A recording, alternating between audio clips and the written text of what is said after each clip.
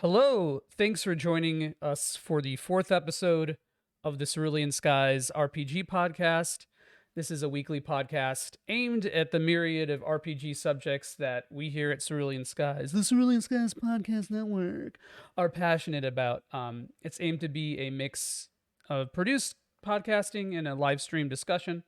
So we always encourage folks to engage with these talks, whether it be in the Twitch chat, on Discord, or through other aspects of social media.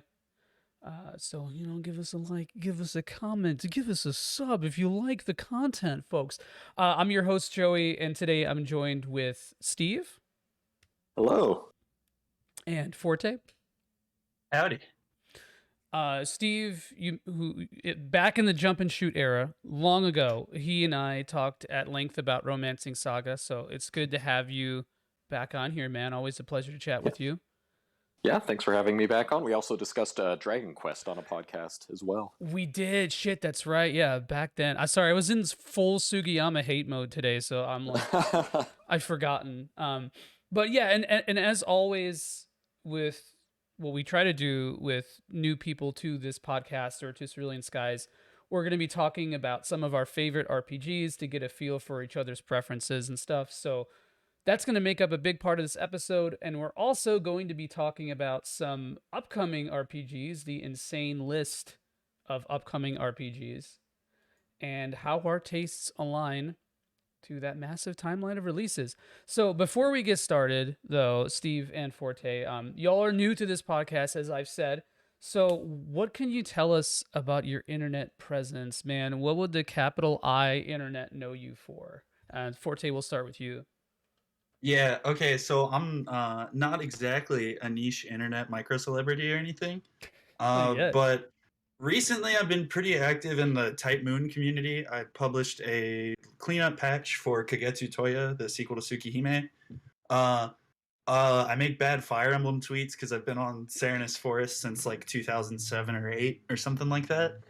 And not much else. I had a YouTube, no one watched it, so no one watched it, so no one watched it. Hell yeah. Steve, what about you, man? Primarily, I'm a contributor to geek2geekmedia.com. I review games for them. I write articles about bad movies, kaiju entertainment, that sort of thing. So before that, I contributed to nerdsontherocks.com and reviewed the entire Godzilla series. So continuing with the tokusatsu and Godzilla trend, the kaiju stuff. But yeah, primarily geek2geekmedia.com now. Hell yeah. What's your Twitter presence like, man? Compare and contrast. Well, for Twitter, it's I wouldn't say that I troll or anything, but I just post a lot of cat pictures, a lot of nonsense about bad movies and horror movies and bad horror movies. So just very unfocused Twitter presence, I would say. A lot of video games, a lot of movies, a lot of cats, a lot of kaiju, all of that. Hell yeah. Your cats are awesome. Big fan. Big cat fan. Yes. 420. You got to hang out with them for a few hours, and I did. they are a handful. And like I've said this to Steve before, but I always like whenever someone has like multiple pets, like I have 3 dogs, he has 3 cats. I always gravitate toward the one who's behaved the poorest. You know, I don't know if that's just a me thing, but I like the bad boys, basically. You're an enabler of Nico's, that's for certain. So He remembers. Yeah, he never forgets. And speaking of enabling, so like I said, a big part of this podcast is sort of like what your favorite RPGs are and trying to trim down and get a feel for what kind of taste that we have, right? So let's just ask the most general question, and Forte, I'll throw this in your ballpark here because I know Steve is going to say Romancing Saga 2, but what are some of your favorite RPGs, man? Tell me. So I got into RPGs as a kid because I was blind as hell and couldn't play action games very well. Yeah. So I've been playing them a pretty long time, despite I think being the youngest person here. And I tend to skew a little, I wouldn't say weird because there's nothing like super obscure that I'm like super obsessed with, but I'll be less into traditional JRPGs as I am to strategy games or to monster collecting games and stuff like that. I'm a big Megaten fan, big Fire Emblem fan, big Pokemon fan. I guess those are my big three. Also like Final Fantasy. Actually, a Dragon Quest hater, certified, Oh, wow. since day one. Wow. I don't think I have any. Oh yeah, and I like Xenoblade occasionally, and Xenogears and Saga as well. Etrian Odyssey. Yeah, that's probably like my deepest cut that I'm like a huge fan of. I love Etrian Odyssey. Best series out there. Man, those are all bangers. I don't think the Dragon Quest thing is a banger, but I noticed like cuz and I really appreciate your criticism, especially. Like, you're one of the people I think when I see your tweets, I'm like, I always read them and I'm like, yeah, yeah. Even if I don't agree, I think you have a really good way of broadcasting your criticism. And I know that part of that is like kind of being a turn-based hater, although maybe not as bad as Ziad, but it's still there. So yeah. What about you, Steve? Man, what's are you a turn-based hater? TM. I have an awful lot of nostalgia for turn-based, given that the series that I've enjoyed the most and the longest has been Dragon Quest, but also Final Fantasy. So we'll Hell just yeah. gloss over the Dragon Quest tape. But I would pick out 5 and 8 probably as my favorites. 1 represents kind of the old style, and 8 represents the more focus on presentation, and you've got that level 5.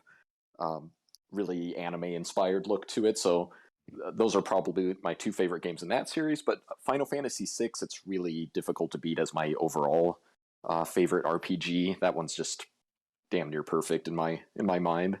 But yeah, other than that, just kind of a mishmash of different styles of games. I also loved the SMT series, particularly Persona 3 is one of my favorites of that. Ooh. Just such a fantastic game, and I have thoughts on the port coming out soon, but I'm sure we'll get to that later. Also enjoy the Breath of Fire series, rest in peace. Tales of Vesperia, representing that style of action RPG, or, a little bit more action leaning. But yeah, that about covers it. Hell yeah. Damn. Persona 3. This is actually the first. I'm glad you mentioned Persona 3. This is probably one of the first podcasts I've done with people ever where everyone involved is a Megami Tensei fan. So, Yes. God, it feels. Yeah. I can finally be myself. Even when I did that stupid tier list video, just like a quick stream tier list thing of like the early Megami Tensei games, like I felt like everyone in the chat, and I mean, I'm glad that people were there who didn't know anything about the series, because that means a lot to me, man. But it was I felt even then that like people weren't super familiar with the series, so I'm glad that I'm seen. But I do want to highlight one particular series. I can't think of words today. That you mentioned, Forte, and it's Etrian Odyssey, because I'm a little. I played the first 3 games on the DS, Yeah. right? The first 3 were on DS. Yeah. Okay, so yeah, those I played. Unfortunately, I sold them. Oh, sorry. Which is a big My mistake. condolences. Yeah, thanks, man. In a period of mourning, which we probably won't reactivate or wear off until the 19th. So it's a long time.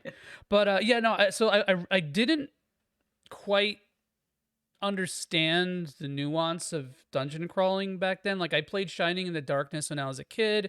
I played Megami Tensei, obviously, but later in my life. And even then, I still wasn't like a big dungeon crawling fan.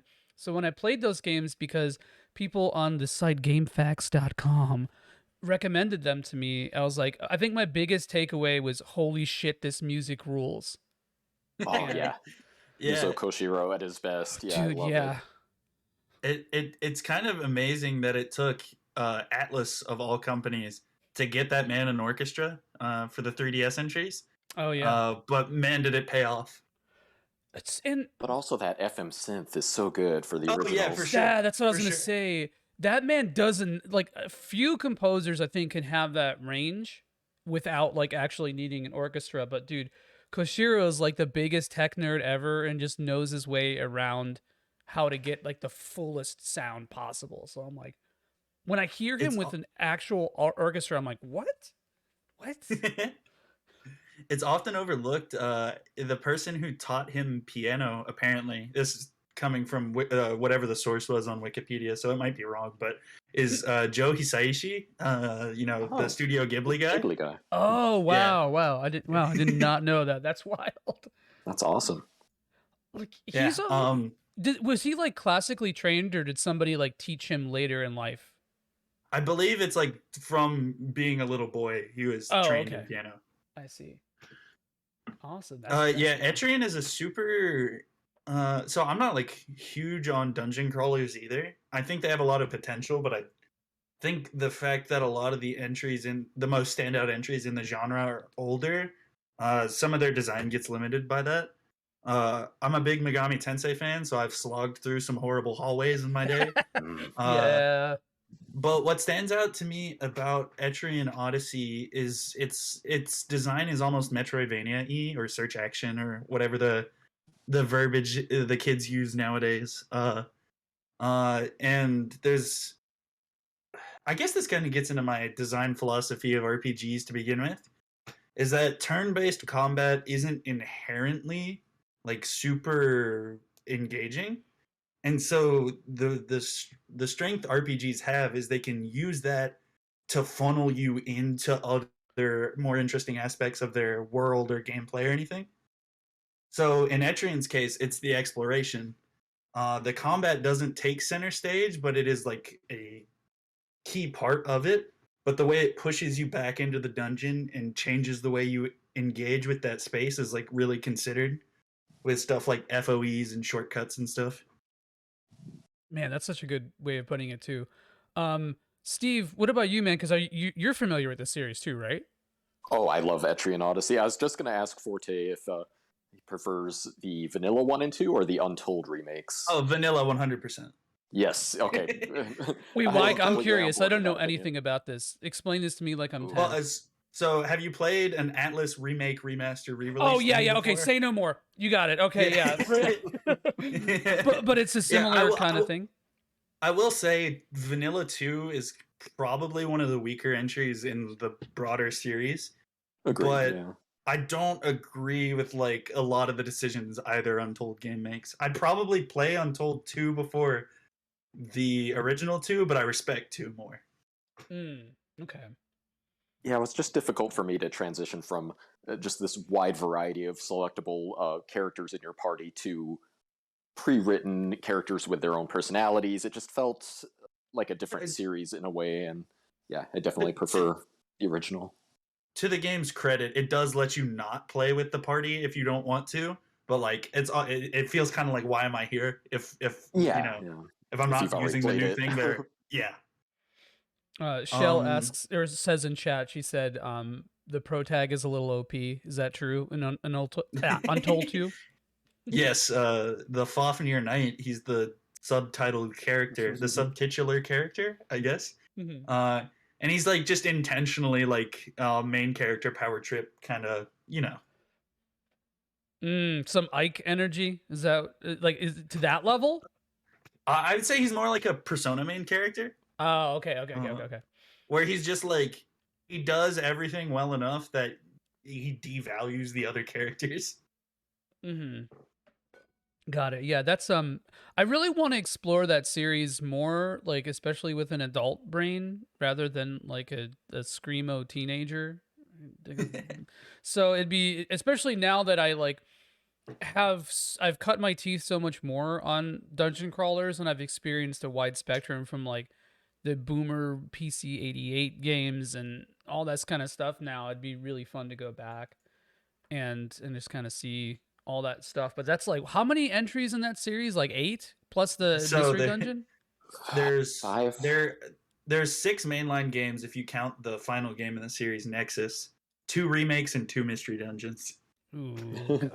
And then you have Persona Q, Persona Q2, you have Strange Journey. Yeah, a lot of Strange Journey is just on the topic of dungeon crawlers. A Strange Journey doesn't quite hit the same highs as Etrian Odyssey does, but a lot of the staff between those two games is the same, and it shows in a very good way in Strange Journey. That game rips. Oh Interesting. yeah, Yeah. amazing atmosphere in that game too. Oh, I get excited. I get very excited thinking about Strange Journey. Yep. So speaking of Strange Journey and Atlas remakes, I still haven't played the 3DS remake of Strange Don't. Journey. Don't. So okay. Let me defend why I want to play it. Besides a phrase that starts with M and ends with Y and has lyric in between it. Uh, I don't know, man. I've played Strange Journey DS and I loved it, but thinking back on it, my moment to moment gameplay with it was not super strong. Like I got frustrated a lot. But again, this is when I was a little bit underdeveloped, right? I was undercooked. You didn't take me out of the oven yet. And I think going back to it with like baby mode 3DS version might kind of be appealing, like as a replay, right? To see like Mhm. certain nuances to it. Yep. But I think that's my only defense, really, because I hate how the new character portraits look and all that stuff. Yeah, Kazuma Kaneko is a huge loss for the series, even if I do like people like Masayuki Do and Soejima. Um, the so in defense of the 3DS version, everything besides the aesthetic changes are toggleable. You can choose not to use the stuff that you think makes the game too easy. Oh wow! Oh wow! Wild! Wow! Okay, interesting. But it feels like at a certain point, because like the experience of Strange Journey is being lost in a miserable dungeon and terrified and not knowing how you're getting back and not that is the Ludo narrative of the game. No, he said it. The man said the L word this early into this podcast. I hate you. It was either And you or so, me, man. Sorry. yeah. And so if you're not gonna let the game give you that, you might as well play something else. Is kind of my perspective. Mhm. Or watch the cutscenes on YouTube because they're all there. Gotcha. Man, okay, this brings up a good topic, I think. And it's quality of life features in remasters or older games. Like at what Oh yeah. point does or what at what point do these changes affect the ethos of the game, do you think? Like I'm trying to think of I have a really good example. Okay, Saga Frontier. Saga Frontier remastered, I would not recommend people play the original. But I think the original is almost closer to what the ethos of Saga is, right? Like get Mhm. absolutely blasted by the game until like you memorize certain mechanics and like understand where things are and wrap your head around the obtuse D&D/tabletop aspects. But remastered adds a lot of features to it that make the game so much easier to play and not necessarily like in a completely defanged way. Like, okay, the biggest thing is you can run from encounters in the Mhm. remaster, and you could not do that in the original. But again, Forte, you and I have talked a little bit about the idea of like developer intent and how it's kind of like a slippery slope and like a pit you don't want to fall into, right? But Yeah. I do think that it's important here because the developers did intend for you to be able to run from battles in that game originally.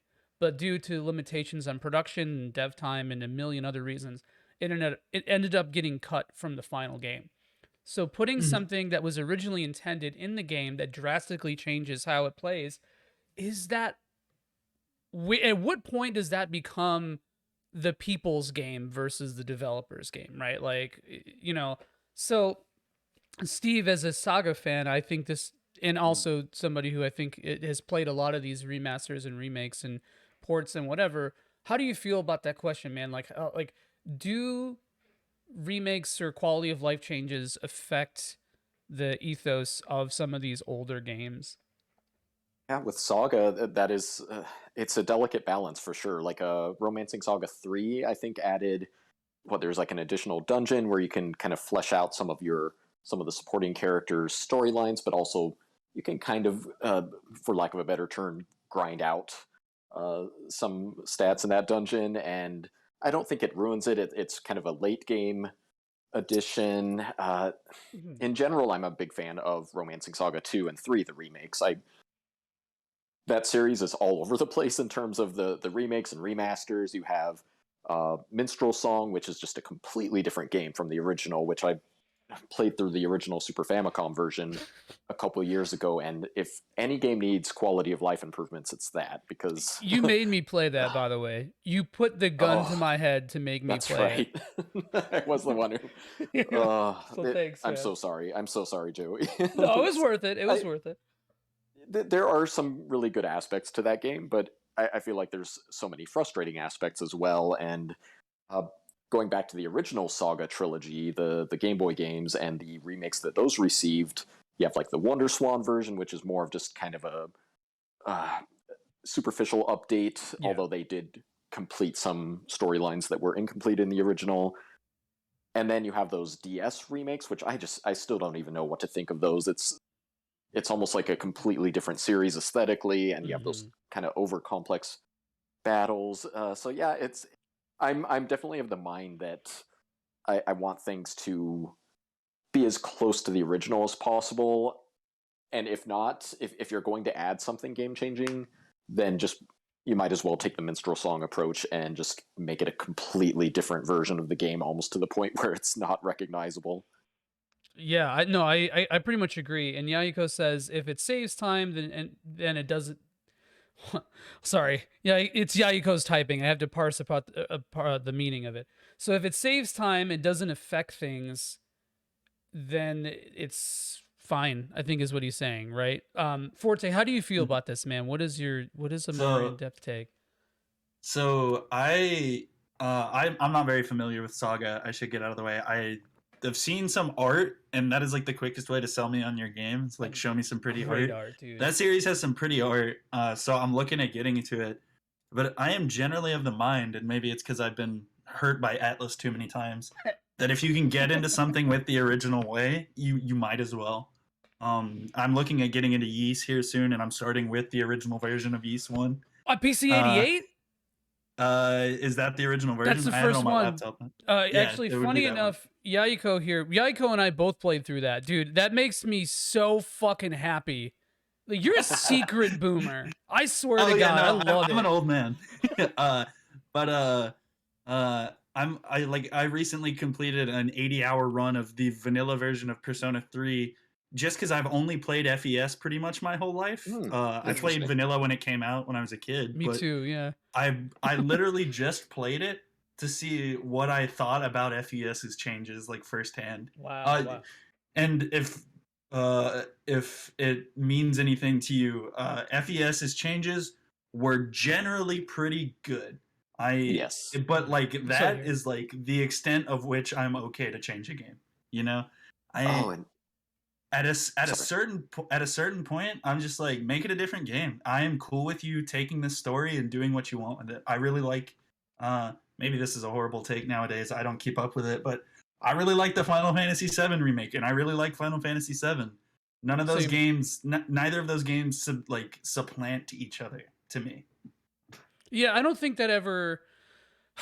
God, this is another like kind of like touchstone trendy topic, but the remake. I've always been of the belief that like a remake doesn't change the original, even though the FF7 is not a remake. Oh yeah, yeah, whatever. Yeah, yeah, But like, but still, I mean, it doesn't really change. It doesn't remove the original, but it does affect perception in both like critically yeah. and superficially, right? And I think that Yeah. that sometimes gets downplayed a little bit. Actually, Forte, And while with I have, ease. uh, Oh, sorry. no, I just want to just quickly say this while I have him at gunpoint. Forte, you should stream PC 88 Ease 1. I would love to see you play Yes. it on Cerulean Skies. I will teach you how to set it up if you don't already know, but you probably already know. So Yeah, that's I'm my down. hell yeah. All right. Hell yeah. All right. Sorry, Steve. I didn't want to cut you off. I just really wanted to say that before I forgot it. Oh, no worries. And yeah, I wanted to kind of go along those lines as well, with ease being a really interesting example of just iteration with each game that they put out. The book 1 and 2 is kind of often considered I don't know if I'd say best version, but it's the most popular version of 1 and 2. But there's just so many different versions, and each one just has a slight iteration upon the previous one, and sometimes they mess things up and then have to go back for the next iteration. It's, yeah, Ys is fascinating with that. There's just so many different versions of 1 and 2. I think more so than any other RPG that I can think of. Because, I mean, you have the PC-88, the PC-98, the TurboGrafx Remake, the Sharp X6800, the X6900, the DS version, the mobile version, the Chronicles, Eternal, Complete, the weird Korean PC version. There's so many. Forte, if you want to like Master lose, Famicom, yeah. yeah, the Famicom, the Mega Drive, the N-Gage. No N-Gage, unfortunately, but maybe in the future we'll see that. But yeah, if you ever want to lose, there. yeah, right. If you want to lose another 10 years of your life, man, just play every version of Ys 1. That's just kind of the trap that we all find ourselves into. So gun to the head, Joey, what's the best version of Ys 1? All right, Chronicles. That's a good Chronicles. one. Yeah, the PC/Steam version I think is the best version of the game. It has problems. I think it's the only major detriment I think to it. Oh, actually, there's two. The two major detriments to it are the fact that the TurboGrafx/PC Engine soundtrack is not available in it. However, the PC-88 version is. And the second is that it's not continuous like books 1 and 2 for TurboGrafx/PC Engine, because when you finish Ys 1 on that remake, you go right into Ys 2 with all your stuff, and that wasn't even like that in the PC-88 version of Ys 2. So, I mean, that's obviously the intention, right? Like they were almost developed. I think Ys 2's development started like toward the tail end of 1. So they knew they were making a sequel and carrying it directly into it. And like the sort of cliffhanger, sorry, that's a spoiler, but I mean, there's an Ys 2, like, you know, it's going to, Yeah. you know, it's a continuation, right? An adult. I figured it might go somewhere. Right. Yeah, but with like 10 other games, yeah. So actually, wouldn't it be sick if they just ported Ys 1 for forever and never made a sequel? Honestly, man, Ys 1 is a series in and of itself, I swear. But yeah, so I mean, I think that was cool, but Chronicles does add a couple bunk things. Like there's a couple bosses that are like really weird in that version, but the feel, the look of it is very like it's parallel to the original for sure, because it's missing the 90s/80s charm, but it's definitely like of the same mind and tone, I think. So sounds kind of like a Shadow Dragon-y. Yeah, you know what? Yes, because there are some boomer aspects of the original that were carried into the remake, which is also very Shadow Dragon-y. It's also very Echoes too. Yeah, Echoes. Yeah, I say Echoes too because I saw Solstice in the chat and he says, I knew he would. I was trying to chime his brain. But Echoes yeah, is so good. Echoes is good. I know Forte's a bit of a hater, right? No, Echoes? I'm not. Okay. I am not a hater. I am frustrated. Mm-hmm. I have very complicated opinions on remakes to begin with, like I said earlier. But the issue is that Gaiden, the game Echoes is remaking, is already a very flawed game, like incredibly so, a lot more than FE1. I guess this is kind of a trope for NES era games, but it's like the first one is a classic, the second one does whatever the second one does, and then the third one is like the real classic everyone remembers forever. And Fire Emblem definitely follows that trope. Yeah, damn, that's such a good like underline of the series. And okay, Steve, I gotta throw this to you, man, because you've played most of the Fire Emblem games, right? Yes, correct. If not all.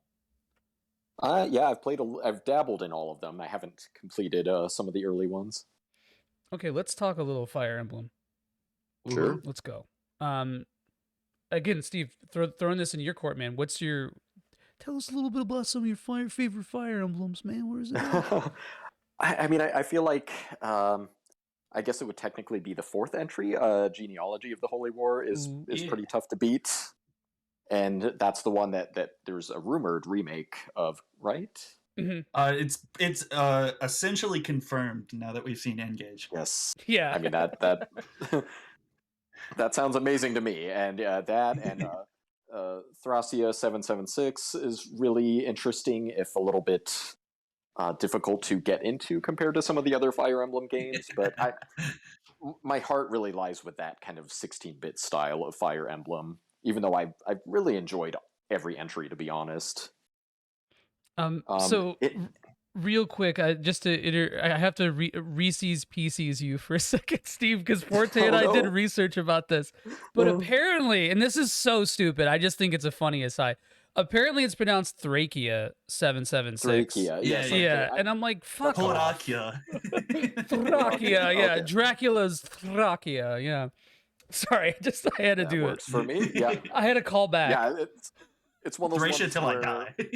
yeah, I've never heard anyone from Intelligent Systems or Nintendo say it out loud, so it's like in my mind it's three different pronunciations for Thracia 776. But yeah, that one's really interesting, and honestly, Awakening is a favorite of mine. I just really thought that struck the right balance before they kind of went off the rails a little bit with Fates.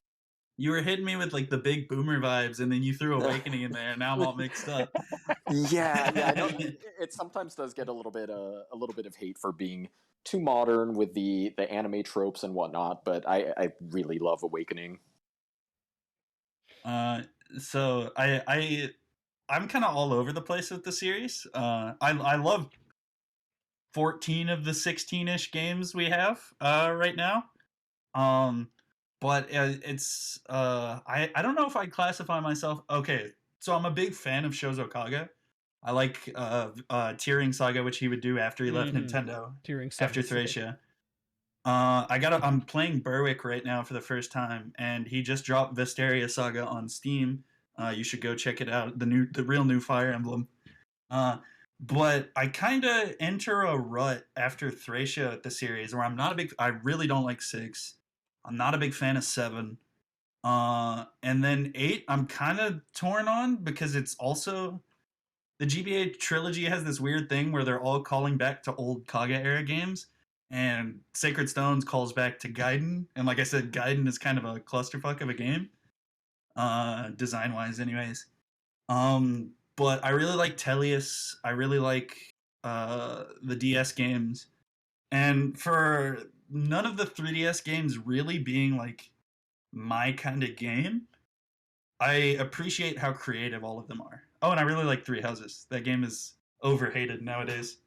3, really? I prefer 3 to 1 personally. I don't know if that's a hot take, but Oh that's wait, no, fine. I said the Three Houses. Oh, 3 houses. My bad. I'm sorry. Yeah, yeah. I'm sorry. I like FE 1, 2, 3, 4, and 5 quite a bit. I also like the Satellaview game. Oh, BS Fire. I never finished that one actually. So It was that's a really remade bad in game. the DS version of FE3, and that's the best way to play it. Wait, what? Yeah, you go to like the extras mode, and it's called Arcanea Saga. Bro, I did not know that because that's the only Fire Emblem I haven't played through is the remake of 3, the second half of 3. That's Yeah, that's yeah. fucking wild. I did not know that. That's You guys can probably see my little PNG tuber dude is Marth from one of the Fire Emblem mangas. That is another project I'm working on. I forgot to shout out earlier. I am buying all the plethora of Fire Emblem manga and novelizations, and working on getting high quality scans of them and getting them translated. So that's a big project. I've been watching you Yes. post stuff on that, and it's like you literally have carpets full of of all that stuff. That's so wild. Yeah. I think I personally, I don't know. I think I have like somewhere between like normie and absurdist takes on Fire Emblem because I think Path of Radiance is my favorite overall, but Mhm. I also really like Radiant Dawn, and I really like Thrakia. So it's like between 9 and 5 that are probably my favorite, and I like it's funny because those are kind of opposite games in a lot of ways, but I feel like they do like the. I think 9 is probably the closest of all the newer Fire Emblems to the Super Nintendo games, like even more so than the GBA games. I It feels that way to me. I once heard, and I can't think of who said this. I've been listening to people talk about Fire Emblem for too long, but someone once called FE 6 through 10 a Thracia spinoff. Uh, and I get quite a lot of I get a lot of mileage out of that, and I see what you mean about FE9. Uh, Although I think FE10 carries the spirit of like Kaga Emblem the most with all of its weird mechanics, like Mhm. biorhythm and stuff. Oh yeah, yeah, totally, totally. And man, I need to go back and play Radiant Dawn because that game like bruised me when I I love played that it. game. I love it too, man. I'm a big Radiant Dawn apologist, and I remember shit, that game came out at the same time as like the same Mario day. Galaxy. Was it Mario Gal? Yeah, I think it was also an Xbox. Was it Halo Reach or Halo ODST? yeah. I think that is like the trifecta of that day because Nintendo didn't want Fire Emblem to sell. Yeah, apparently Nintendo hates Fire Emblem Oh, until Awakening. and Radiant Dawn is the one where they mislabel the difficulty levels too, right? Yeah. Yep. It's just And a lot of people don't realize about that game's highest difficulty is it turns off The enemy stuff, the enemy movement. enemy ranges and stuff. So you have to check an enemy's Yep. movement and then hand calculate out their movement like it's a fucking NES game. Yes, I did that Ah. because I played that on Maniac mode, and that's why it bruised me forever because Mikaya's scenario with that is absolutely painful.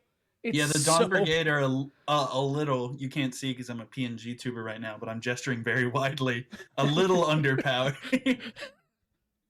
Oh man, no, that's such trauma. I remember the third map so well, and then the final map because it takes forever. And but yeah, other than that though, Radiant Dawn's really solid. And I think I mean it's funny too because there's this moment in it, and maybe this is a good topic too.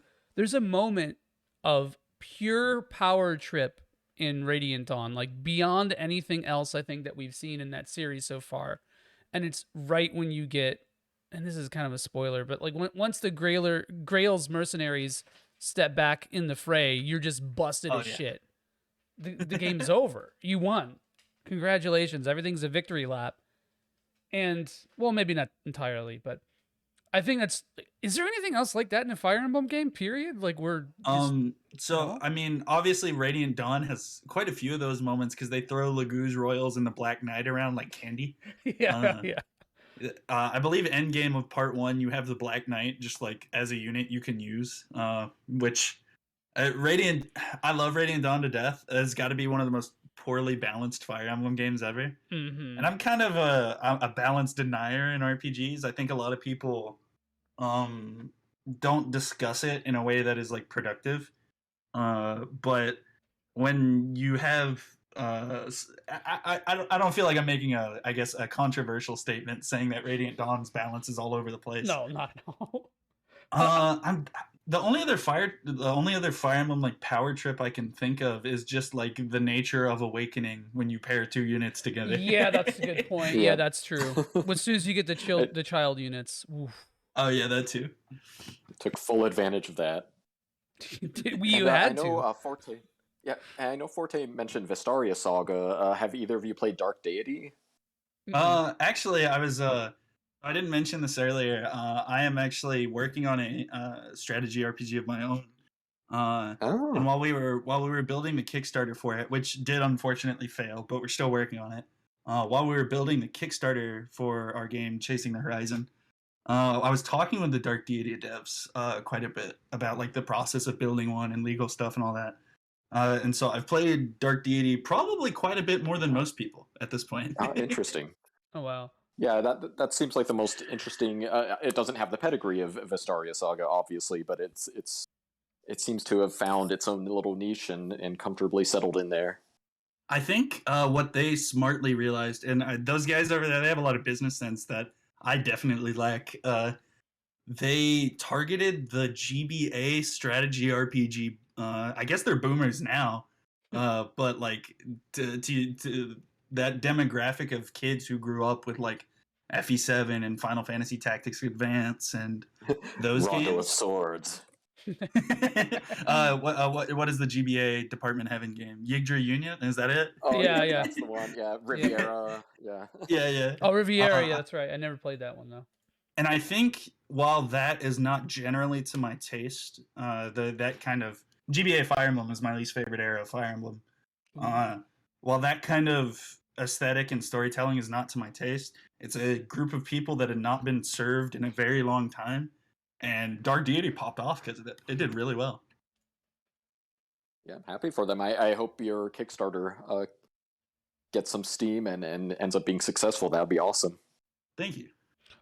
And I do want to ask a little bit more about that Forte, because I think a big part of this podcast too is like talking about your own personal projects and own like actual interaction with RPGs. So I don't think it's out of the realm to like make it a little bit pluggy, right? So what exactly happened? So you put the Kickstarter on, right? And you didn't meet its goal or something?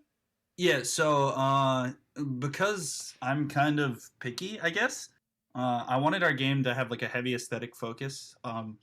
At Marudine on Twitter is one of our lead artists, and they do a fantastic work.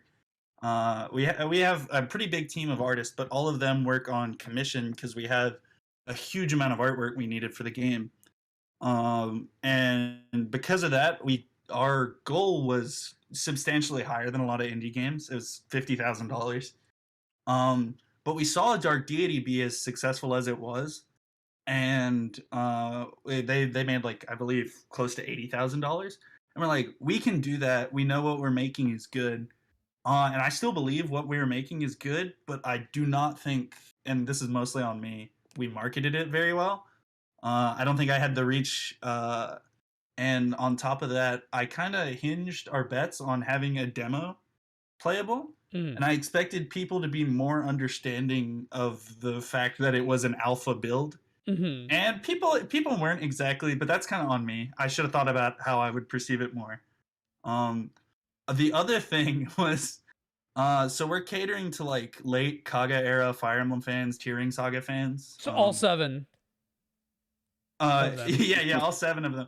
And what also happened was all 7 of them got served by Square Enix out of nowhere, deciding to drop a strategy RPG for the first time in quite a while. And not only that, he has the same name as the main character of our game.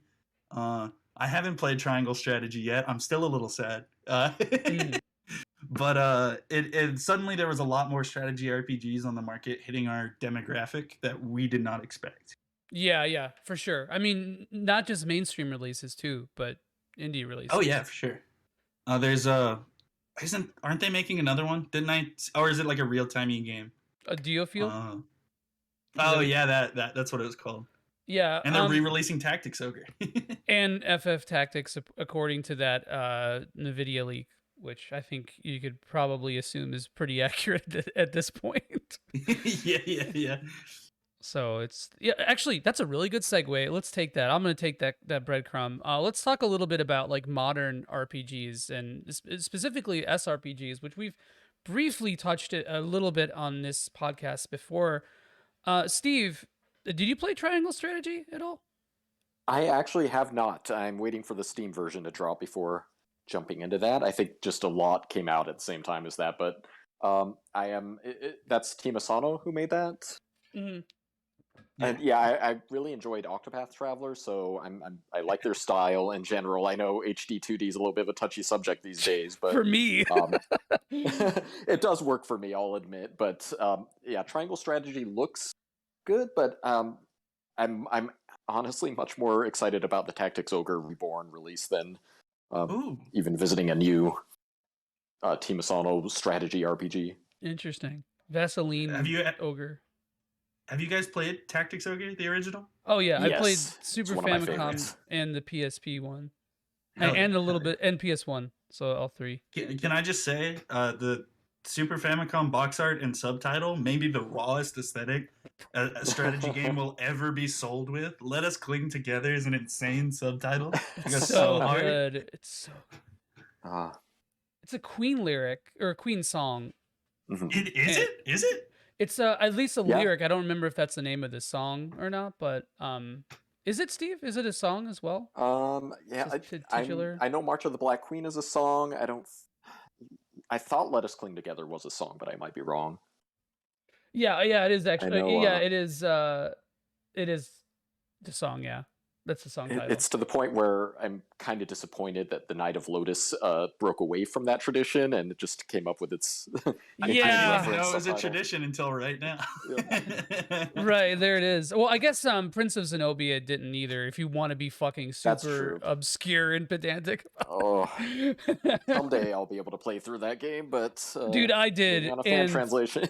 it's a no. Okay, so the fan translation, as I played through it recently, the fan translation is like 1/8 finished, and what it does is it already dummied out the Japanese characters, so they just come up as symbols. And if you're gonna play it at this point, just play with Google Lens because it'll make your life easier. Because this way you can see the text and you can translate it, as opposed to, like literally 1/8 of the text being cut out, or 7/8 of the text being just straight cut out. Game is like, it's like a carbon copy of the gameplay systems of March of the Black Queen, but a little different, like here and there. Nice. And I do have the NGPC cart for that, so yeah, someday I'll break that out and just use Google Lens and play through the whole thing. There you go. Yeah, because I don't think that translation is finishing anytime soon. Nope. But it was an interesting thing. I kind of did it also for the word that starts with M and ends with Y, or the phrase that starts with M and ends with Y. But yeah, no, I mean, I bought this Super Famicom cart and box just because it's the rawest piece of art on that console. So Yeah. hell yeah. I like that they reuse it for the Saturn version, but the crop doesn't hit the same. Yeah, Doesn't that's crop out the true. fairy butt. Oh wait, I'm thinking of a different game now. I was thinking of the Tactics Ogre. Yeah, Which one has the yeah. Griffin on? That was like the PlayStation version had the Griffin. Yeah, that Oh, yeah, I ugly think ass. so. Oh, God, dude, it looks like a shitty bar. Like it looks like a crappy suburban bar that's like not even nerdy, but like sort of like conservative, right? Like it's got like an old style sign next to it. PS1 American a dragon, JRPG yeah. mark. Oh God, the Ogre Battle one sucks. Oh yeah, I literally didn't know Ogre Battle and Tactics Ogre were the same series for a long time because of how bad the Super Nintendo box art for Ogre Battle is. Dude, I mean, that one's kind of sick, man. Wait, let me look at it. It looks nothing like Tactics Ogres at the very least. Oh, so okay, Yeah, it's to say the kind of chibi characters all going against each other, like the two armies. Yeah. I mean, it's cute. It definitely not what would have gotten 14-year-old me to play a video game though. You mentioned HD2D earlier, and I guess since this is a JRPG podcast, it is kind of the big discussion around the genre right now, which is crazy. That and I guess Nintendo finally committing to being a Japanese RPG developer. But by means of Square Enix. yeah. I mean, I guess they've got Through a proxy. Takahashi and his team as well. But I was like a staunch when they first announced the Octopath and dropped the demo. I'm a huge Bravely Default and Bravely Second fan, so I was like, "Yo, I'm gonna check this out." And it actually, like, the bloom like hurts my eyes in Octopath specifically. And so I was a huge hater for a while. And Octopath came out, and I wasn't big on that game either. So I was kind of a blind hater for a while. But I played a bit of Triangle Strategy, and I was, I guess, I wouldn't say impressed, but more positive about it. So I was excited to check it out. I think my issue is they keep doing remakes in it, and my buddies Luke and Simon, they phrased it best when it's like Live Alive, directed by Michael Bay. is what HD 2D does. I Uh, I will And I say it don't keeps like getting better though. Like it does keep getting more subdued. It's not as bad. Like from Octopath to Triangle Strategy to Live Alive, like it's been like Live Alive's is still I'm still apprehensive about it, but Mhm. it's way I will less than Octopath and way I less will than say the even. people clamoring for Xenogears to be remade in that engine Dude, of all fuck games. no, no, no, no, no, no. I Like know. one, Xenogears is still like a gorgeous game, and two, like the thing that game got pushed for in a lot of places was that it had real 3D environments. Hmm. And free to camera take movement was a huge deal. Yeah, that was big. away from the game is like missing the point. I feel like Yes. Takahashi still credits that for Xenoblade's environments to this day. And so they wanted the whole game to be 3D like the Gears stuff is. Like all the Gears Yeah, yeah, stuff yeah. and the cutscenes and the whatever. They wanted all that wanted the whole game to be like that, but they were like super inexperienced with like modern game design or like the burgeoning technology at the time. Mhm. So then they're like, "Oh shit, we don't know what we're doing. We have a timeline and a certain amount of money. Pour some sprites on that motherfucker." And it still looks cool though. I like it. I Yeah, like how it the looks. cinematic direction in Xenogears still Dude, impresses me. Yeah, it's It's so 100%. well it's done. Kino, man. I was because I just replayed Xenogears and there are so many shots in that like that feel like cinematic. And not like Mhm. Like in the broad epic, like, oh, it's like Lord of the Rings epic battle shot, like, but actual like psychological based like blocking and framing shots that Mhm. I'm yeah, like, yeah, yeah. holy shit, like that Yes. damn, my man studied Tarkovsky, you know? Like, Yeah, it's absolutely underrated in that regard. I know I hate the platforming and everything, but mhm. if it means that I can get those exposition sequences and the way that the camera moves, it's all very creative, and yeah, I love that aspect of that game. My buddy Ziad, he's kind of got a bit of a reputation. He's at Wonder Magenta on Twitter. He has a bit of a reputation as a JRPG hater, and while I'm a JRPG liker, a lot of his points kind of resonate with me. And Xenogears made me think of his criticism of a lot of narrative heavy games is like let's think of like Neo Tui for example. That game is telling a compelling story. Uh, that game has like a solid narrative, but then everything is a barely emotive slideshow, and it's like you can only say so much with like uh, cool character portraits and motion graphics. Mhm. So like JRPGs can be a movie game and that's fine, but they don't capitalize on their moviness as much as they should sometimes. Like Xenogears does. Yes, I agree because Xenogears does a lot of the showing or yeah, the showing and not telling apart from when the game literally forces itself to tell you because Disc 2 is a meme. but yeah. But but like I mean there's a lot of stuff like when you first get a gear, you see that power. Like you see like when you get it when you unlock your potential for the you get the limiters removed and then you start opening up your death blows and just getting characters and the way that the characters cycle in of being overpowered or like underpowered depending on like their story arc and like and there's I think that the tritest comparison that I always hear about this subject is like, oh, when you lose the battle against the strong enemy, that makes you feel like you're weaker, and it's like that is the lowest common denominator for trying to like Yeah, yeah. push a Ludo narrative on you ever. But I mean there needs to be more stuff like that, and I think that even FF7 does a really good job of that. People I would downplay agree. that hard, like super I, hard. this actually like makes me think of why I like SRPGs so much. Um and I guess it's because they're a less rigid system than like the typical turn-based. So you were talking about the squash fight earlier. So in like Tokyo Mirage Sessions or whatever game that does it, um this Oh, guy squat. shows Is that up the and term he for it? Squash fight.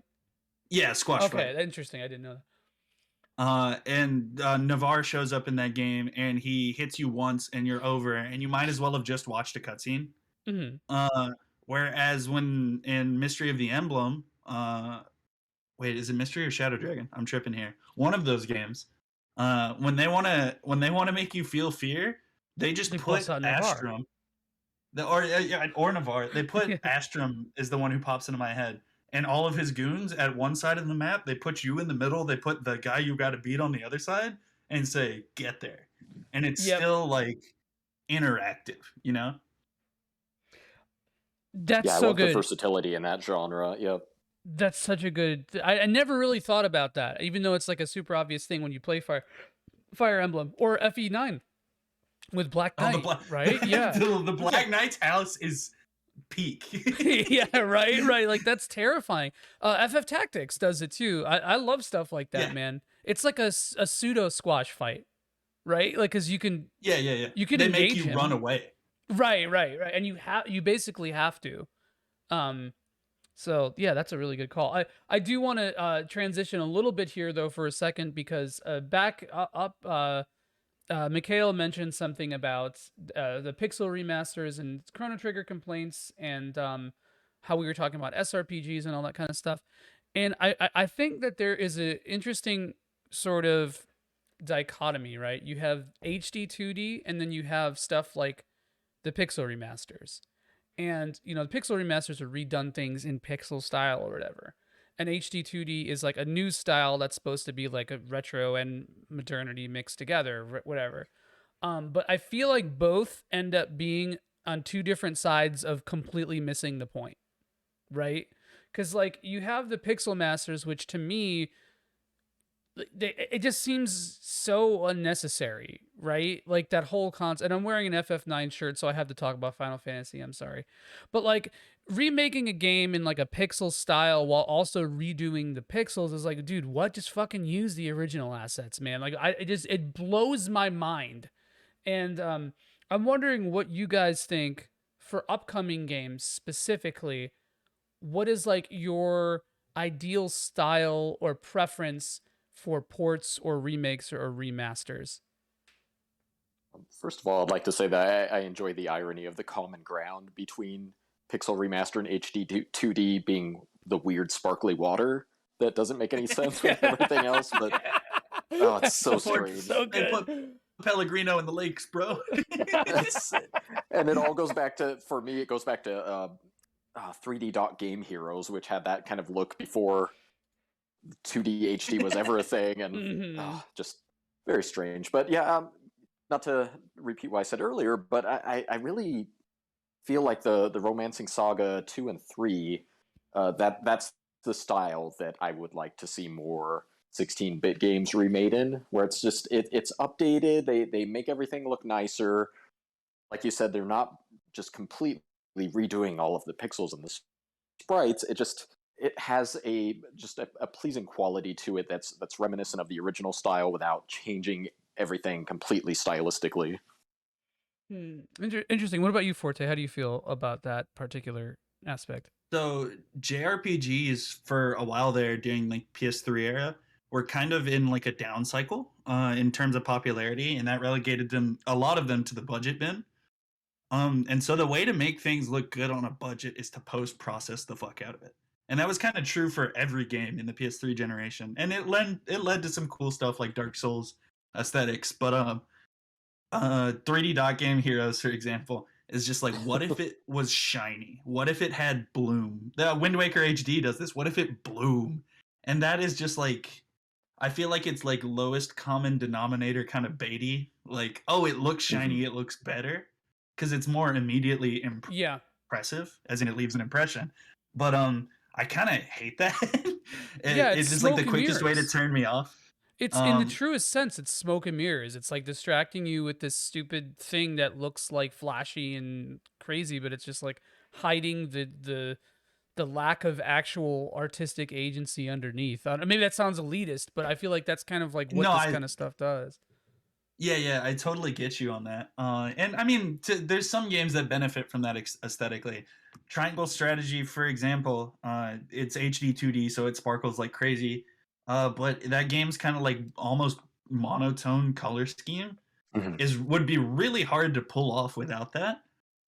So I kind of respect it in some uses, but the ideal for me, especially for these old remakes, um, let's not say what Shadow Dragon did, but what Shadow Dragon tried to do. Take a shot every time I mention Hmm. Fire Emblem, by the way. I'm out. So they recognized Fire Emblem was a game from 1990, but they also recognized that the original Fire Emblem's art has not held the test of time very well.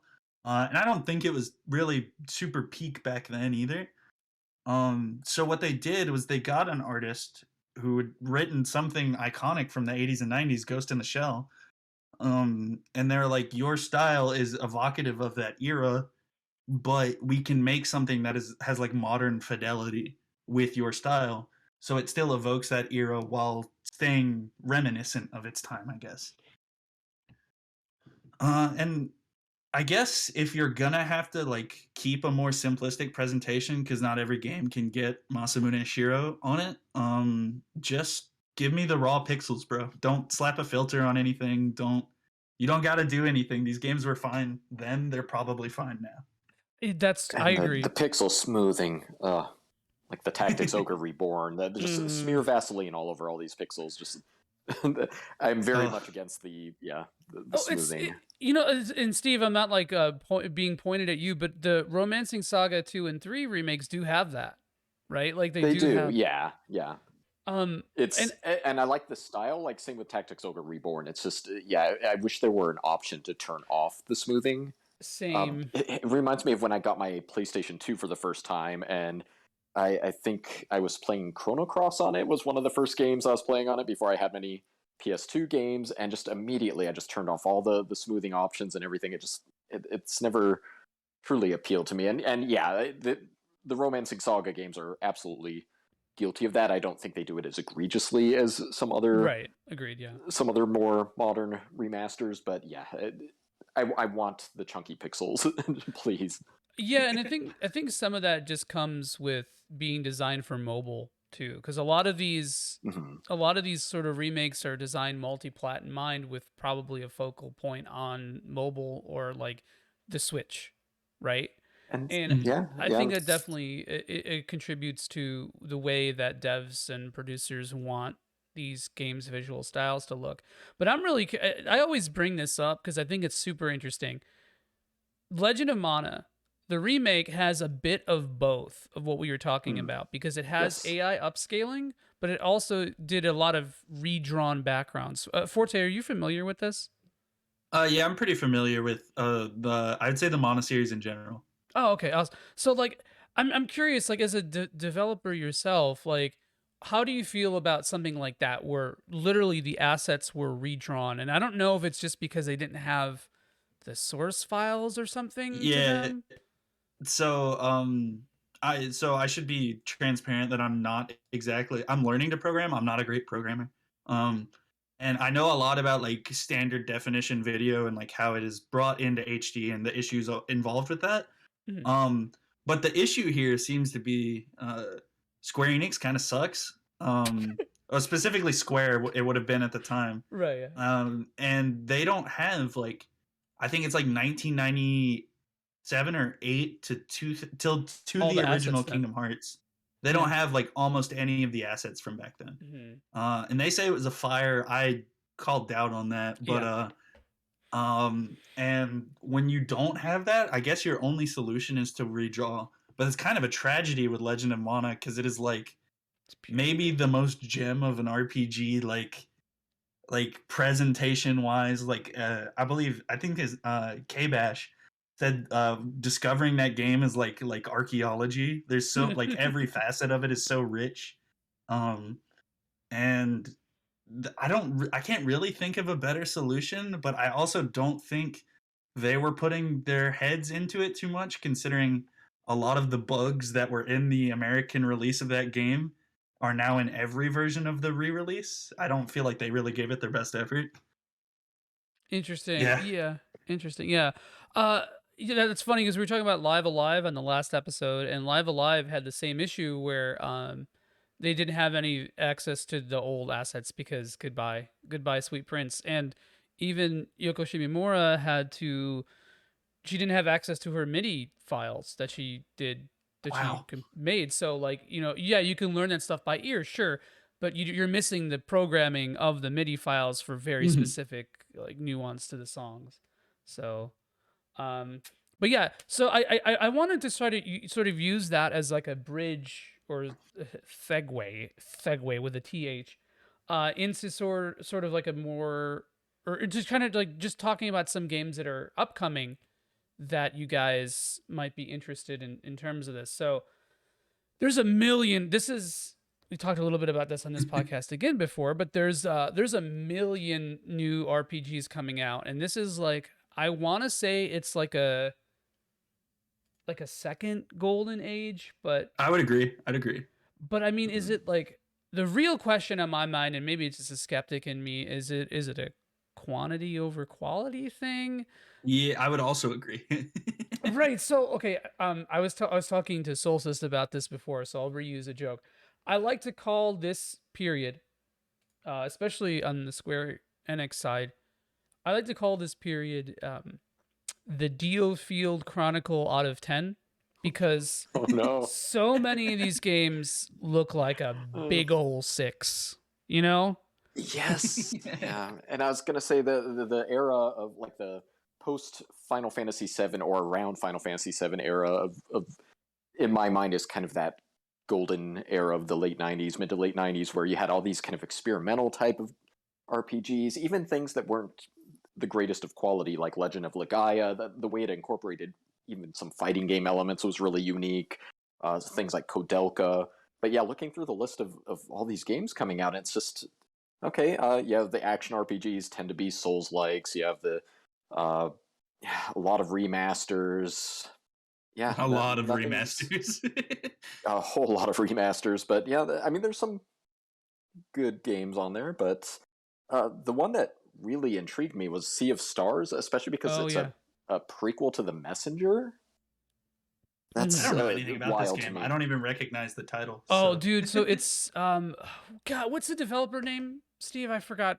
Oh, Oh, Sabotage Studios. Sabotage, yeah. Oh, this shit looked gorgeous. It was on Kickstarter or something, wasn't it? Yeah, it was. Uh-huh. Yeah. Okay. Got you. Yeah, Got you. amazing visuals, yeah. And The Messenger was nothing to scoff at. It was a really cool was kind beautiful. of yeah, Ninja Gaiden with some Metroid elements to it, but it's, yeah, I had no idea those games were connected until today. Yeah, no, that's wild. I actually backed that game, but I don't want to know anything else about it. I think I tweeted about this once, but I want to just experience that game when it comes out. I don't want the demo and the 400 pre-release screenshots. And I'm making Forte shiver in his chair because he's been broadcasting a game that he's working on. So this is like, I feel like I'm like shitting on his efforts. No. This is real. I'm like this. Right. But like, I don't know if everyone else is, right? I feel like that, like, I don't know what the marketing average is or what the right move is, or even if there is a right move. But Well, so you've already been sold is the thing. yeah, that's true. That's a really Yeah, good point. Really good point. Just yeah. based on the visuals, that's enough for me. It looks amazing. And I don't want to be like a stereotype, right? Like, I mean, I was extremely averse to Octopath when it was announced because it felt like it was preying on elder millennials. Like, I am oppressed by Octopath's existence, but because it was like, oh, if you like Final Fantasy VI and Saga Frontier and Lava Live, you will like Octopath Traveler. No, but that's so real. And I was like, no. As someone who didn't live through that era, I was born in '99. Spoilers. Actually, the way I tell people how old I am is there's not been a good-looking Street Fighter since I've been alive, because Third Strike came out the day before I was born. But as someone who didn't live through that era, I get very annoyed when I see stuff that is like obviously catering to like Final Fantasy VI fans. Chrono Trigger fans are the big two ones. Not that I did. Well, okay, I'm not a huge Chrono Trigger guy, but I really like Final Fantasy VI. But when I look at this list, like everything here feels so iterative, and there's a obvious reason for that. And then it's after JRPGs had the slump that they did monetarily. They turned inwards, they pulled a Tales of, and they just iterated for like 10 years. A substantial amount of them did anyways. And that's like where their money comes from, is their niche fan base. And it's kind of what's happened in the anime industry as well, where nobody is willing to put all their money on a risky project with talent behind it when they could just release something like Persona 3, 4, and 5 Switch ports, you know? Or they could just drop Various Day Life or Front Mission remakes, you know, like Okay, don't talk shit about Front Mission, brother. No, hold on. Front Mission is godlike. How are you gonna remaster Front Mission and get rid of Amano artwork? Like you missed the you know what, they have the portraits. They felt like, okay, and that's the thing, bro. That's exactly such a good way of focusing on that, because they have the portraits, but they miss the point, right? Like they're like, oh well, if we just fucking keep the Amano portraits and just throw them into the game, and it's like the original style, even though everything looks glossy and like mobile-esque, right? Yeah. Oh god, they showed those battle animations yesterday, and I kind of winced. I was like, "Oh, baby, you deserve better." You're like toxic friend. You're like watching your friend date a girl that you like and be like, they're treating you like shit. He's treating you like shit. You should be with me instead. But I think the analogy that I like to make for this is that this modern era of RPGs is a lot like emo bands reuniting. And hear me out, because over time, when the emo bands are popular, they weren't really popular in the mainstream, right? It was mostly underground and small niche, I don't fucking know, audiences. And then years later, a generation or two later, at least in console terms, you know, there's a resurgence, and suddenly these things are popular again, right? So what happens to the emo band? The emo band reunites, right? And the reuniting is cool. Like, I mean, they're not trying to I guess, like, fool people. They're just playing their old songs and doing whatever, the remasters and the ports.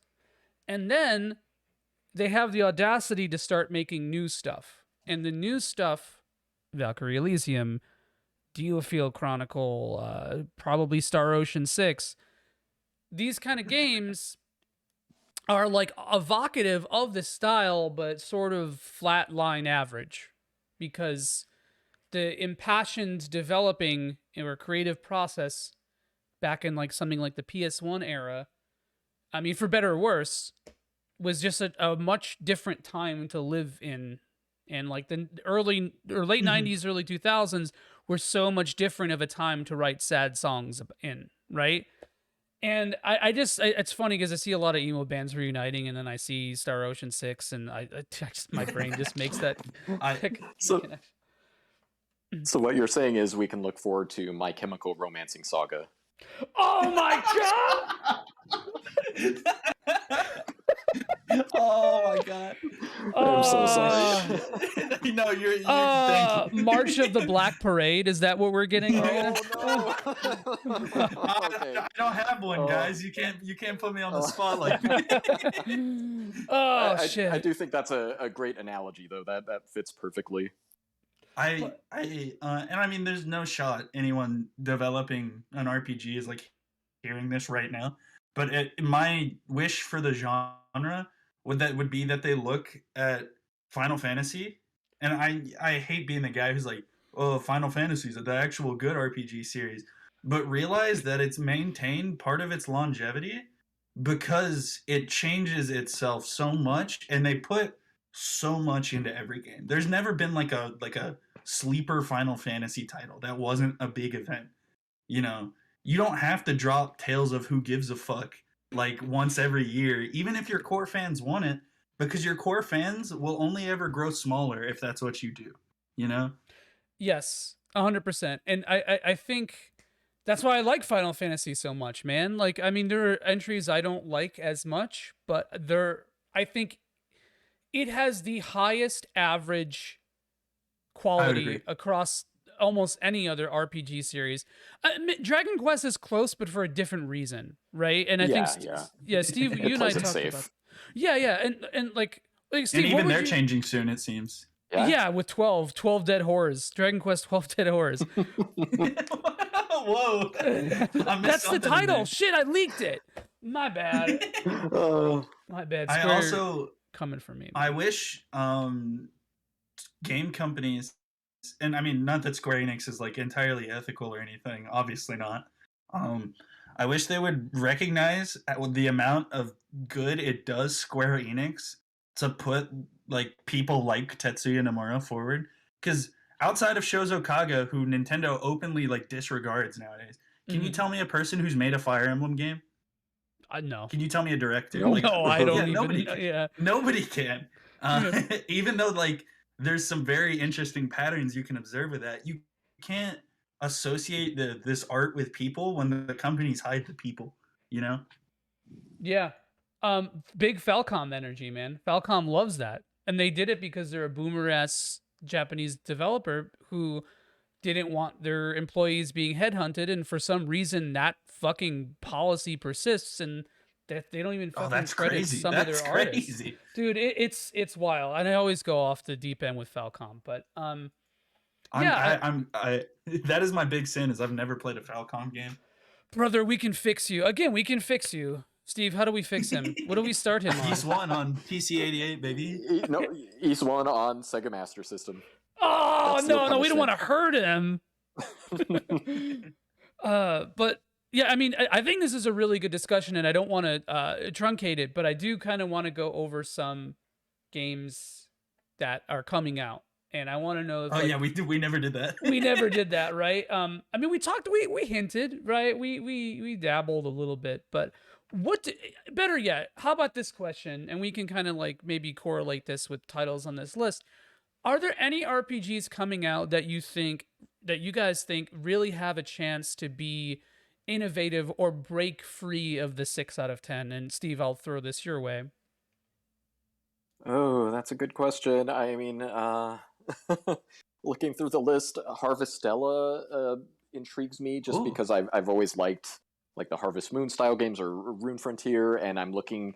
I think there's absolutely an opportunity to merge that even more with RPGs than I'm sorry, I said Frontier Rune Factory has before. So that one I'm cautiously optimistic for, but yeah, I'm not seeing too much in the upcoming list that looks like it's going to Did break you play any the molds, demo, by the way? unfortunately. Because they did just drop the Harvest. No, I have not played that yet.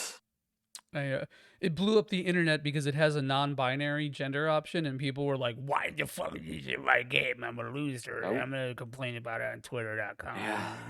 So, I saw someone say it wasn't in the Japanese version. I'm gonna confirm for you, as someone who peeped the Japanese version, it is. oh, got Well, his there goes that ass. argument. Yeah, right.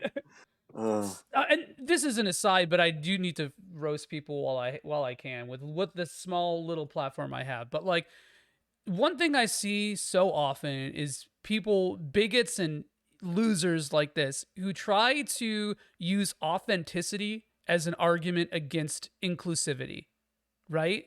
Like, It's bullshit. exactly like what Forte just said. Oh well, there's no gender option in the Japanese version, so why does it have to be in the English version? I don't understand. And sometimes it is, man. You're just too stupid to realize it, you know. Real shit. Hell yeah. But Forte, what about you, man? Any games on this list that you think can break? So okay, I'm gonna try to skip past most of the ports because I'm looking at this list. Yeah, you've seen sorry. now. Oops, all ports. I've recently played Yakuza 1 on the PS2 and I quite enjoyed it. I hear those are doing great things, but obviously I can't exactly say. Pokemon Generation 9. I'm banking on that. I'm a huge Pokemon fan. I that was the thing I've been on otherwise for this for Cerulean Skies was a Pokemon discussion. That's true, yeah. And Gen 8's DLC, the second half of it, Crown Tundra, had some really evocative design, but it was on such a small scale I couldn't really like be super positive about it, but I was like, wow, I really like this direction. I'd love for them to capitalize on it in the next Pokemon games. And Legends Arceus kind of goes halfway there, and it looks like they're just like everything I've seen about Gen 9 evokes like the openness and I mean just the idea of giving you oh yeah, here's the myth about the legendary, here's the evil team, here's the gems, go do whichever you want. That is like such a liberating idea for a monster catching game. Love it. And I think I think monster catching games are too often just kind of footnoted in JRPGs when the differences in their design can be super beneficial for the genre. And I think this Pokemon game, because Pokemon is the only consistently high budget monster catching game, has a lot of potential. I don't know. Oh, and Persona 3 will somehow be condemned to the 6 out of 10 zone by its port, even Yeah, though it was because not a it's 6 out of 10 game before. yep, Yeah. because you get to play the version where you date a minor. It's awesome. Oh Love to yeah. see love to see it. Oh, Steve, what about you, man? Are you a Pokemon fan? Actually, I don't know if we've ever talked about this. I usually dabble in each new Pokemon release for a short while, and it's been a very long time since I completed one. Maybe the Diamond Pearl era, honestly. So I always appreciate the series. I'm very behind. Okay, yeah. I'm Uh, I'm curious about that because like your tastes seem to. I feel like you're about to say you like Dragon Quest monsters better. oh my gosh, you beat me No, to it. you Okay. better not. So, You better not. so no, it's nothing. I'm So coming what I for was your going to say, kneecaps. what I was going to say, it's absolutely not a preference. Dragon Quest Monsters pales in comparison to any Pokemon game, but I I'm a little bit pained, to be honest, that the upcoming Dragon Quest Treasures game is looks kind of like a simplistic treasure hunting game, as opposed to I was really hoping that that would be the next evolution of Dragon Quest Monsters, and Mhm. sadly, it doesn't look like that's on the horizon at the moment. Uh, I'm not allowed to talk about Dragon Quest. It gets me bullied on Twitter.com. But I will say, um, Dragon Quest builders. So I'm a big fan of Kazuya Nino, who Mm. designed the first Etrian Odyssey, designed one of the Fate games, designed Seventh Dragon, and then worked on Dragon Quest Builders. Dragon Quest Builders owns it like way harder It's than it so has good. any right to. Uh, And two especially, man, those games are fantastic. Yeah. and if that's a creative, you guys or you people listening have not heard of Kazuya Nino, you should definitely check him out. Now, uh, is that the individual who left the Dragon Quest Builders team after two? Because I He know might one of have. the He didn't even stick around with Etrian Odyssey. He did the first game and dipped. oh wow. Um, Man. but I would imagine his design sense somewhat carried through to two, considering how every sequel to his games is just his games again. was it Fate Extra that he made? Which Fate I game was believe it it? is Fate. I believe it's the one with rock paper scissors in it. Okay. Let's see. Yes, and Kazuya Nino was the director of Dragon Quest Builders 2, who did leave Square Enix shortly after that, They've, unfortunately. they've been letting those people get away lately. What's up with Uh, him, Hajime Tabata? it's a bummer. I love Dragon Quest 2 so much and was extremely excited to see where that series would go in the future. They're doing like isekai versions now, like Oh of no. each Dragon Quest. That's what each one does. Uh, But They, yeah, one thing. Okay, so I have two questions for you guys, sort of, because we are kind of running a little bit low on time, and I do want to ask these questions, as I think that they both tie into each other and they're important. At least the last part is. So, what is a game that you're most looking forward to, and how do you think modern RPGs or contemporary RPGs can innovate the genre? Doesn't and those two answers, like the game that you're most looking forward to, doesn't have to meet that criteria. But I'm really curious. Like I'll start real fast and just so to give you guys like an idea of what uh kind of I'm asking. So like I think maybe this is a basic bitch answer. I don't care. But the game I'm most looking forward to RPG wise is Final Fantasy 16 because I think it we were talking about it earlier, like the different flavors that Final Fantasy has are always kind of interesting to me. I want to try. It's like you got a whole plate of salsas here, right? And it's like I have so many options. I don't know which one I want, and they're all good. And I'm really curious as to what FF16 will deliver. And some of the action looks very sus to me, despite the people involved in the battle system. Yeah, I But agree. I'm willing to at least give it the benefit of the doubt, because my old friend Final Fantasy, give it the benefit of the doubt, and just try to see if at least I think the story will be a lot more fully realized than maybe what we've been seeing in the last like 8 years outside of FF14. But yeah, that's my answer. And to say what I think should be innovative of the genre, it's like, just be fucking weird again, man. Just literally be weird. Like, take a Xenogears chance. Be strange. And that doesn't mean that, like, oh, we throw in quirky anime characters who are like make sex jokes, or we have cooking for no reason, or we have an ARPG combat system in a game that doesn't feel like it should have one. That's not what I mean. I mean, like, just be creatively unbound again. And I don't know if there's a way to do that without scaring investors, right? But I Mhm. do think that, like, there is room there. There's some wiggle room, and I mean, I would think that indie RPGs would give people more of a reason to be kind of strange, or I don't want to say quirky, because that's a shitty word and it sounds like I'm talking about Invader Zim, but just be weird, man. Just be weird. Steve, what about you, man? What are your answers to this? I'll cheat and give a couple answers, but one very brief, since we don't know anything about it, and I'm a huge fan of the series, as we know. Dragon Quest 12. I feel like just Mm. the hints that they've given at that it's going to go in a different, possibly controversial direction. I I would really love to see the series try something different. I think now's the time to do that. I know they've dabbled in that in the past with like Dragon Quest 9, where they got pretty far into development with it being an action RPG before backpedaling and making it turn based again. So yeah, I'm very excited to see what happens with that. Um, and the kind of more basic answer, since we've seen some of it now, is Octopath Traveler 2. And part of that is when I first experienced the original game, I really my early impressions were that I thought it felt like a Saga game in some ways, and then the more that I played, the more that I saw it's actually a bit more simple than most of the Saga games, and I think there's an opportunity there to expand with some of the systems and mechanics and make it something a little bit. I think the battle system in Octopath 1 was solid, if not spectacular. I think they could, like you said, I'd like to see more weirdness in in Octopath 2, and more experimentation. I think that would be awesome.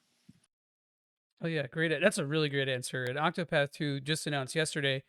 Um, yeah, I'm not hoping for. I mean, I am hoping for more, but I'm not expecting much more than one. But there's always Yeah, the yeah. hope, But and hope never yep, dies. here's hoping. uh, so it's hard to pin down a game I'm super anticipating. I'm Final Fantasy 16, sure. KH4, 7 Remake Part 2, like all the big names are actually what I'm anticipating lately. Uh, but I feel like um oh, actually, I guess it would be whatever Katsura Hishino, the director of Modern Persona, the project fantasy he's working on, that he's been working on since like 2016. That'll probably be something to keep your eyes out for. I still love Atlas despite them being very silly lately. Uh, but I guess if I had any hopes for RPGs in the future, is that they'd start thinking of themselves more like games and less like RPGs. And by that I mean like, okay, odds are if you're making an RPG, just statistically, you're not going to have a more considered aesthetic than Persona 5. You're not going to have a better story than like Chrono Cross. You're not going to have all of these like singular selling aspects. But if you look at what you can do and consider it holistically as a game, think about the way your narrative feeds into your gameplay, feeds into your aesthetic, evoke something with your whole package, it might be something more worth playing. JRPGs are kind of this victim of segmentation, where it's like, oh yeah, this has a really good story and really good combat, and they have nothing to do with each other, and it just doesn't amount to anything. I think that's the reason a lot of games like Persona, for example, pop off so hard, is the way their gameplay and narrative are intertwined. Etrian Odyssey is another example. The feelings its gameplay evokes are like corely linked to the narrative, you know, and that sense of adventure that is, I think, why people like RPGs in the first place. So I guess don't focus on just telling a story or just like having a crazy combat system or something. Because if you just focus on your story, you end up like I Am Setsuna, and if you just focus on your gameplay, you end up like I don't know, like a Tales of game that I didn't play. And Arise came out, and I hear it changed up the series. I've lost interest. um, just make a holistic game, you know. That's such a good answer. But I mean, both of your answers are fucking great, and I think that's a really good way to end the episode too, man. Like a little bit of like a kick in the ass, but it's like optimistically. Yeah, yeah, yeah. I mean, they can do it, you know. Hell yeah. And thank you for the raid, premium edition games. I'm sorry that you guys had to raid me so late. But yeah, but thanks for joining in right at the end. Speaking of which, at the end here, let's go through some plugs. Speaking of premium edition, you have I do Super RPG Friends on Thursday nights at 8 p.m. Eastern, and we're playing through Lunar. We're wrapping up Lunar. We're going to be moving into FF7 very soon. And yeah, I've premium edition games. Who Frank runs the Frank of Super RPG Friends also does premium edition games streams and stuff like that. So check him out by proxy. And you can always find me on Twitter at twitter.com/at twitter.com/at from Forest Green, or on Cerulean Skies Twitter, all that fun stuff. That was a terrible plug. So I'll leave that to Steve to plug very nicely. Well, you can see my writing at www.geek2geekmedia.com. That's TO, not the number 2. And you can find me on Twitter at Mr. Alarm, MRALARM. And also, I do stream with my buddy Matt on Thursday nights. We usually play some cooperative horror games on twitch.tv/Final Counselor. Hell yeah. I don't really have too much to plug. I have a personal Twitter, but I want to plug my game studio, if that's cool. Yeah, dude. Yeah, of course. It's at Kanfa Studios, KANFA Studios. We haven't tweeted lately because we've been kind of nose to the grindstone after the Kickstarter, but we have a lot of art up on the Kickstarter and some music you can listen to and a demo you can play if you're interested.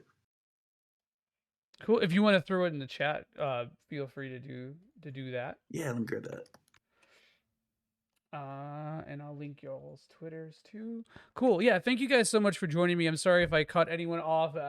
One thing that we've been trying to do with these podcasts is try to keep them relatively concise, even though that's impossible because I've never had a time where I felt like somebody was lacking in things to say, and that's fucking awesome. That's so fun. That's exactly what I hope Cerulean Skies is giving people a place to do. So on top of that, we're going to be doing this podcast weekly on Wednesdays at 7 p.m. Next week, I believe we have Frank and Seth of Phantasy Star's Discord, the Esper Mansion, on, and it'll be a lot of fun. All these podcasts have been great.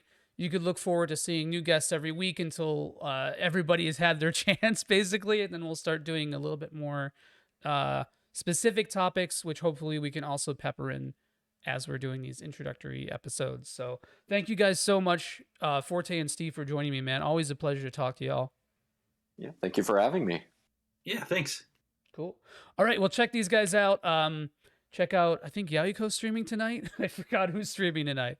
But yeah, take care, y'all, and we'll see you next week.